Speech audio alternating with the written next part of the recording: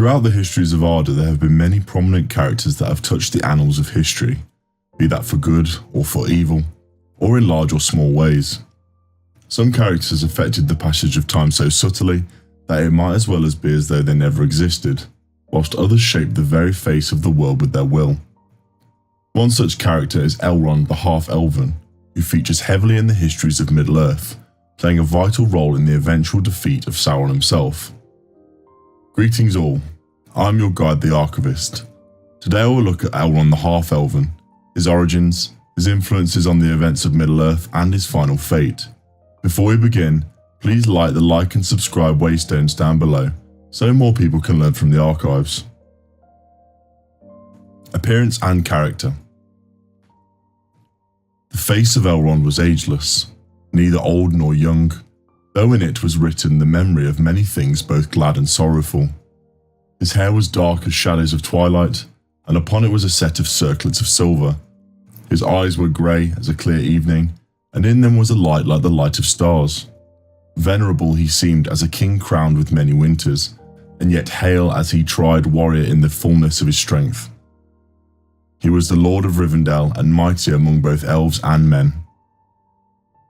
Elrond appeared timeless, exuding an air of neither age nor youth. His countenance bore the weight of millennia, reflecting a wisdom akin to that of an ancient king, a sage-like wizard, and a seasoned warrior in his prime. Described as possessing dark hair and eyes akin to shimmering grey starlight, he was often seen adorned with a circlet of silver.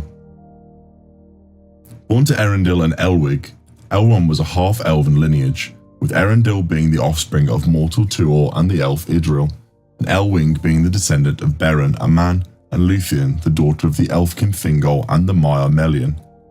Consequently, Elrond's heritage traced back to all three elven tribes, Vanyar, Noldor through Idril, and Sindar through Luthien, a Maiar, and all three houses of the Edain, Hador, Haleth, and Beor. Powers. Elrond proved himself a formidable warrior, leading elven armies with great skill, most notably during the Last Alliance. His leadership and wise counsel were highly effective, and he possessed the gift of foresight, allowing him to perceive distant lands and events from Rivendell. One remarkable display of the power of his ring, Vilya, involved summoning a massive flood on the Brunian to vanquish the Nazgul pursuing Frodo and Glorfindel. Additionally, Elrond was adept in the art of entering others' minds, known as Asanwe.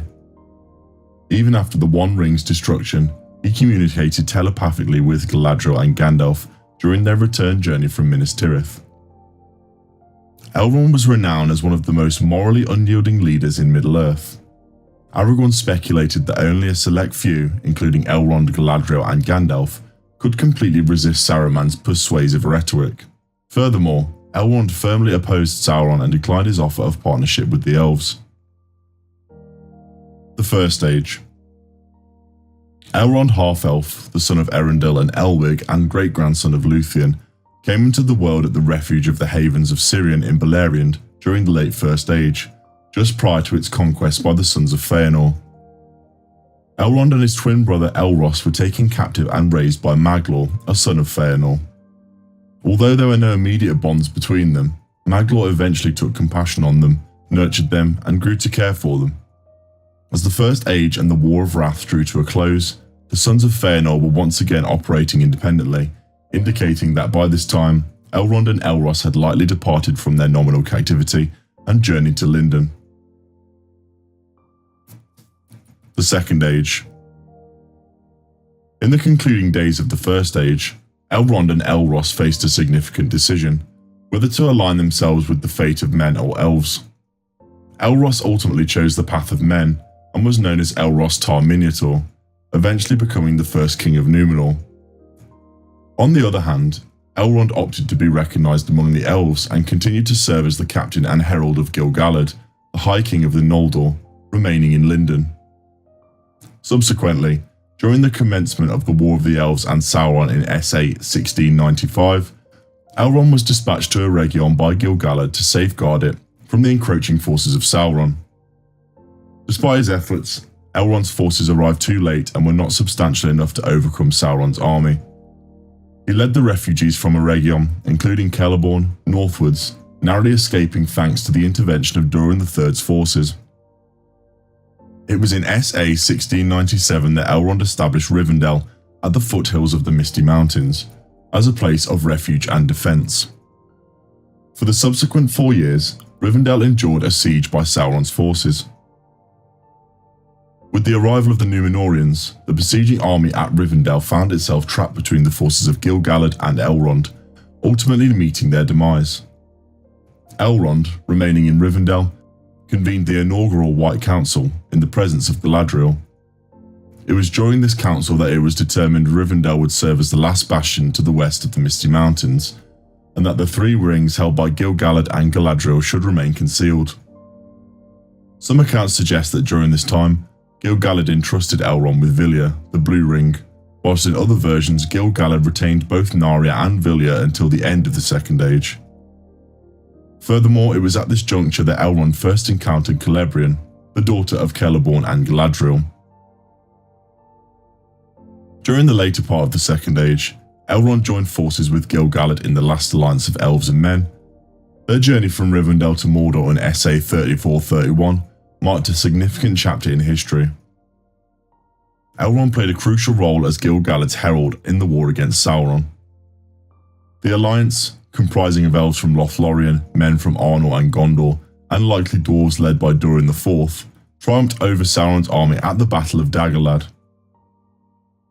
This victory led to a 7-year siege of Barad-dûr. Eventually Sauron met his demise at the hands of Elendil and Gil-galad, allowing Isildur to claim the One Ring after cutting it from Sauron's finger. The conflict took a heavy toll on both elves and men, resulting in the loss of Gil-galad, Elendil, and his younger son Anarion during the siege. Elrond and Círdan stood as remaining commanders of the elves, whilst Isildur became High King of the Realms in exile. Discovering Isildur's claim to the One Ring, Elrond implored him to destroy it in the fires of Mount Doom. However, the ring's allure led to Isildur refusing Elrond's advice, claiming it instead as a weregild of his fallen family members. Elrond, possibly unaware of the true nature of the One Ring, acknowledged Isildur's claim. Following the war, Elrond returned to Rivendell. The Third Age. In the year TA 109, Elrond married Celebrian. Their twins Elladan and Elrohir were born in TA 130, and a daughter, Arwen Undomiel, in TA 241. Unfortunately, Celebrian was lost in TA 2510 due to an orc attack while crossing the Misty Mountains. Subsequently, she departed from the Undying Lands. In later years, Elrond was crucial in protecting the heirs of Isildur. He took in and raised Aragorn II as after his father's passing in TA 2933, giving him the name Estel, meaning hope. Elrond was also a member of the White Council, a close friend of Gandalf the Grey, and assisted Thorin II's quest by translating the moon writing on Thorin's map. Upon learning of Aragorn and Arwen's betrothal in TA 2980, Elrond was saddened but reluctantly accepted their choice. He decreed that for Arwen's choice to become mortal, she could only marry the King of Arnor or Gondor. Following Frodo's departure with the One Ring, Elrond sent out riders to guide him back to Rivendell.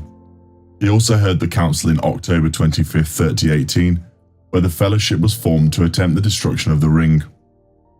It is evident that Elrond played an integral role in the guiding of the members of the Fellowship, including Frodo and Sam. 5 months later, Elrond instructed his sons Elladan and Elrohir to accompany the Rangers of the North to Rohan, advising Aragorn to take the paths of the dead through them. He remained in Rivendell until the destruction of the One Ring and the fall of Sauron, and then travelled to Minas Tirith to present the sceptre of Annúminas to King Elessar and give his daughter Arwen in marriage.